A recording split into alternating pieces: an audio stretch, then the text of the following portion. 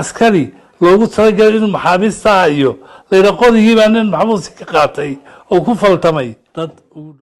weerarkii ka dhacay maanta magaalada Hargeysa gaar ahaan xabsiyada dhexe ay ku xiran yihiin dadka ugu badan maxaabiista ayaa wali jawaab laga soo saarin cidii ka dambeysay weerarkaasi iyo cidii ku lug lahayd, laakiin taliyaal u hadlay ciidamada ayaa waxay sheegeen in dagaalka uu ka bilowday gudaha xabsiga oo kor uusan dagaal ama weerar kaga imaanin. dhanka kale waxaa la xaqiijiyay in dad shacab ah oo ugu yaraan 150 qof ah oo mudaharaadayay ee xabsiga ku daateen iyaga oo dhagaxaynaya meelaha xabsiyada ah.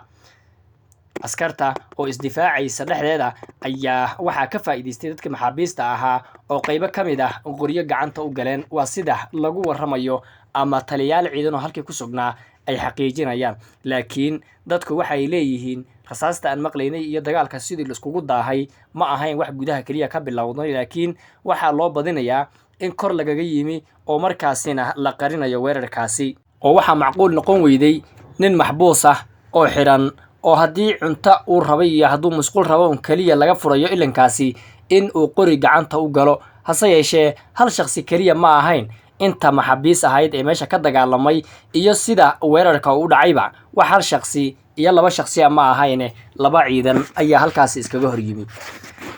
dhanka kale dadka goobjoogayaasha ah ayaa waxay sheegayaan in weerarkaasi uu ahaa weerar culus oo weli aysan ka dhicin Hargeysa xabsiyadeeda in weerar intaasi leeg uu ka dhaco, maadaama dhowr saacadood kadib xitaa halka gudaha xabsiyadu ay rasaas ka dhacayeen. weli lama xaqiijin inta qof ay ku dhimatay, laakiin waxaa la xaqiijiyay dhowr qof oo dhaawacantay. sidoo kale dad goobjoogayaal ayaa waxay sheegeen in dad dhintay xitaa ay jiraan, maadaama halkaasi ay si kadis ah xabadun uga bilaabatay, laakiin ilaa hadda xog rasmi ah oo xaqiijinaysa dadka dhintay iyo dadka dhaawacmay midna lama soo gudbin. laamaha ammaanka ayaa si weyn u diyaar garoobay iyaga oo markaasiba ciidamada magaalada hareereysnaa ee gebi ahaanba Somaliland booliiska ka howlgalaya magaalada Hargeysa ay halkaasi isugu yimaadeen si loo xadido xabadda meeshaasi ka socotay. walina waxaa gacanta lagu dhigay ama sida ugu dhaqsiyaha badan xabsiga loogu taxaabay sidii la sheegayo wariyaal duubayay dagaalka oo iyaga laftirkoodu markay xabadda maqleen meesha ku soo orday goobjoogayaalna ka ahaa. halkaasi ayaa waxaa laga heli lahaa xogta rasmiga ah ee ka dambeysay weerarkaasi iyo weliba cidda weerarka soo qaaday iyo inta qof ama ku dhimatay ama ku dhaawacantay. hase yeeshee ciidamadu ka hortag si warkaasi uusan u faafin waxay sameeyeen in dadkii goobjoogayaasha ahaa kuwoodii markaasi ugu firfircoonaa ee kamarada watay iyo wariyaashii si degdeg ah xabsiga loogu taxaabay ilaa haddana ay xiran yihiin, waa sida naloo xaqiijiyey. dhanka kale waxaa ka hadlay saraakiisha ciidanka ama saraakiisha booliska sida taliyaha ciidamada nabad sugidda iyo sidoo kale asluubta ayaa ka hadleen arrinkaasi iyaga oo dul saaray ciidamada markaasi xabsiyada ilaalinayay sida ay ugu suura gashay fudud ee dad maxaabiis ah ay qoryahooda gacanta ugu dhigeen. taasi oo ku tusinaysa laftirkeedu in ciidamada xilliga iyada la weerarayay aysan iska dheegaynin ama aysan u sii foojignayn oo si kadis ah xabadda ay ku bilaabatay. dhanka kale waxay bari yeeleen ama ay gebi ahaanba beeneeyeen taliyaashan iyo ciidamada u hadlay in weerar kor kaga yimi ama dhanka kore kaga yimaaday uusan ahayn weerarka meesha ka dhacay uu yahay mid gudaha uun ka qarxay, laakiin waxaysan sidoo kale xaqiijin oo carabaabeen lagana sugayay jawaabteeda ilaa haddana laga sugayaa sababta dagaalkaasi keentay iyo cidda ka dambeysay ayaan weli la xaqiijin. sababtoo ah waxaa jiray hanjabaadyo dhowr ah oo dhinacyo kala duwan ka imaanayay. haddii aan tusaale usoo qaadano oo kale Sheekh Aadan Sunni oo ka mid ahaa nin ragga xabsiyadaas iyaga dhibaatada waaweyn ay ku qabsatay ama halkaasi kala kulmay waxyaabaha aadka u khatarta badan oo sheegayna in weliba dhibaato weyn loo geystay oo sida uu sheegayba saabka ama feeraha ay yihiin waxa ugu jiro biro oo waxa sida yeelayna ay yihiin askarta ku jirdilaysay ama ku gumaadaysay xabsigii uu ku xidhnaa. hanjabaadaasi oo uu u cadeynayo in uu mar un aargoosan doono iyo arrimo kale oo dhowr ah oo Aadan Sunni uu ka dhawaajiyay oo ku saabsan hay-adaha ka howlgala guud ahaanba Somaliland iyo gaar ahaan iskuulada lagu dhiga kaljarada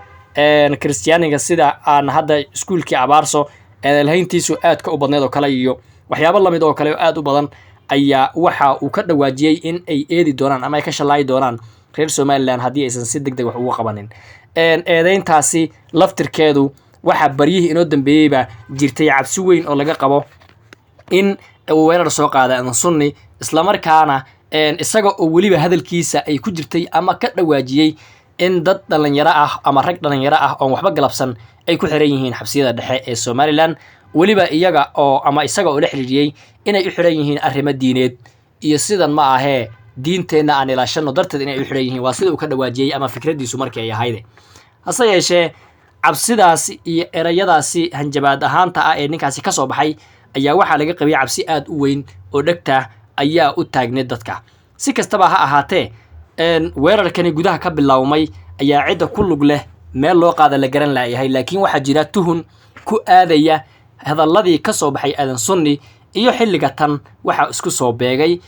tuhun ayaa dhankaasi jira. dhanka kale beelaha ay dadku ka xirxiran yihiin sida Cabdimaalik Sheekh Muuse Coldoon oo isaga budagaar u tumane dadka aan ku jirin oo maxkamadda gobolka Maroodijeex go'aan ama qaraar ka soo saartay inuu yahay nin bala dambi in si daayana ay waajib tahay isla markaana dawladdu ay ku sii degneed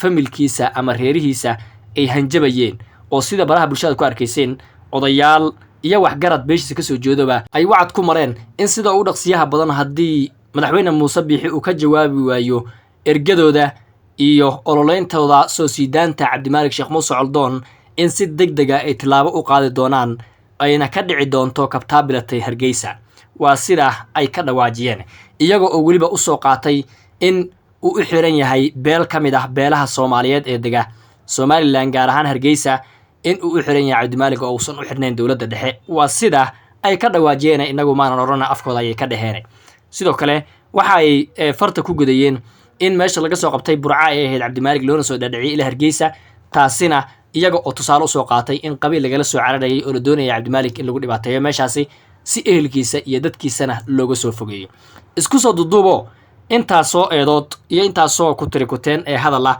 oo baraha bulshada aad ku aragteen ayaa waxa loo aanaynayaa in weerarkaasi ay u sabab tahay iyo eedeymo kale oo dhowr ah iyo dad kale oo dadkoodu ay ka xiran yihiin oo sidoo kale cadaalad raadinayay oo hanjabaad wadeen iyaguna oo u hanjabayeen askarta iyo sidoo kale booliska u xilsaaran in dadka ay soo xirxiraan. dhowrkaasi xaalo oo isku tagtagay awgood ayaa weli waxaa ka jira isdabamariyaw iyo caddaynta oon weli bannaanka iman cidda ka dambaysa weerarkaasi ka dhacay magaalada Hargeysa xabsiyadeeda iyo ciddii ku shaqo lahayd ama ku lug lahayd. saas darteed inagu waxaan sugaynaa weli in aan helno xogta rasmiga ah ee ka dambayso arrinkaasi laakiin dhibka jira ayaa wuxuu yahay wixii lagu ogaan lahaa waxay ahayd dadkii kaamirooyinka la soo orday ama wariyaashii goobjooga ahaa oo dhan in xabsi loo taxaabay isla markaana ay xiran yihiin iyaga baan wax laga ogaan lahaa xaqiiqada dhabta ah ee meesha taala iyo sida ay wax u dhaceen iyaga baa soo bandhigi lahaa laakiin wixii jiraba way iman doonaan wayna ina soo gaari doonaan.